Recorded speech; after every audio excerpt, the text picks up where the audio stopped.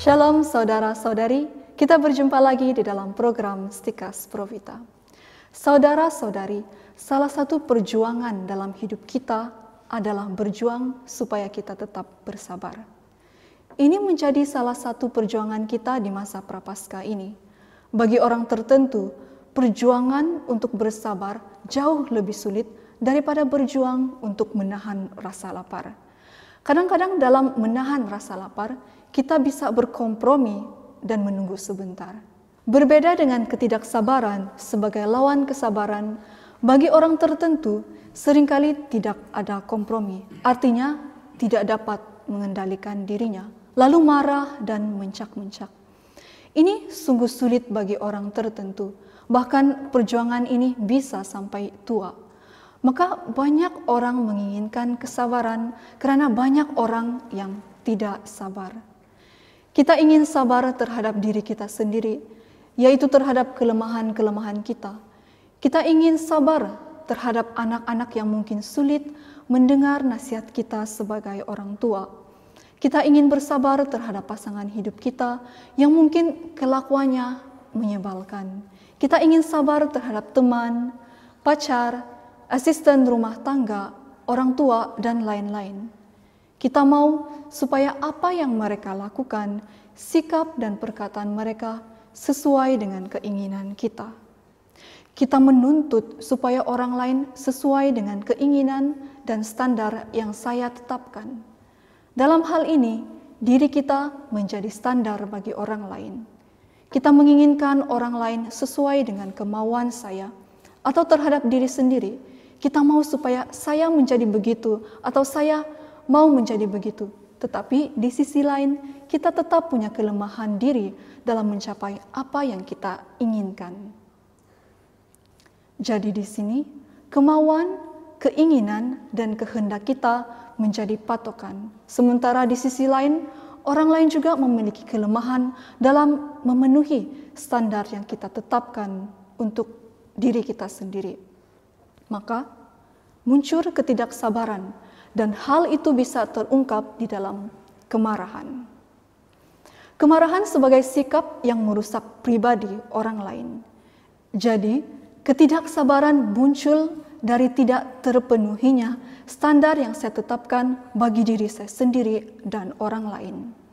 Ketidaksabaran terjadi karena kita tidak puas dengan orang lain, entah karena sikap, hasil kerja, ataupun cara berpikir dan hidupnya. Kata orang, orang lebih mudah marah daripada menahan emosi untuk kesabaran. Memang, lawan dari kesabaran adalah kemarahan dan juga keputusasaan. Orang tertentu begitu gampang marah, meledak-ledak jika dia berhadapan dengan situasi yang tidak memuaskan keinginannya. Sebenarnya, ketidaksabaran itu muncul dari kuatnya ego di dalam diri kita.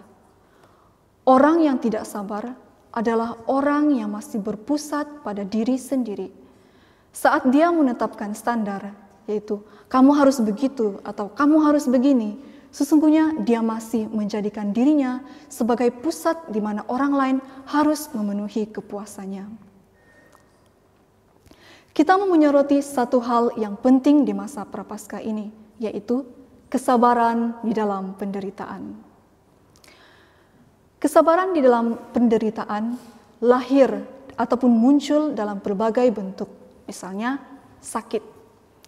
Kita baca permintaan dari Rasul Paulus untuk bersabar dalam menanggung penderitaan. Sabarlah dalam kesesakan, bertekunlah di dalam doa. Roma bab 12 ayat 12. Bersabarlah dalam kesesakan berarti bersabarlah dalam penderitaan yang kita alami. Paulus sendiri sharing kepada umat di Korintus bagaimana dia bersabar. Ia mengatakan, sebaliknya dalam segala hal kami menunjukkan bahwa kami adalah pelayan Allah, yaitu dalam menahan dengan penuh kesabaran, dalam penderitaan, kesesakan dan kesukaran, dalam menanggung dera dan jerih payah. Bandingkan 2 Korintus bab 6 ayat 4-5. Tentu, bersabar dalam menanggung penderitaan bukanlah semudah seperti membalikkan telapak tangan. Ada perjuangan di sana, tetapi tentu di sana ada juga rahmat. Niat, keinginan, dan usaha praktis untuk bersabar selalu membutuhkan rahmat Tuhan, tetapi juga komitmen. Selalu ada hasil yang baik yang datang setelahnya dalam kesabaran. Kita lihat dalam kitab Nabi Ayub. Nabi Ayub tetap sabar di dalam penderitaannya. Dia kehilangan segala yang dimilikinya, harta, anak-anak, teman-teman, bahkan dia sendiri jatuh sakit yang membuat orang-orang yang dikenalinya menjauhinya.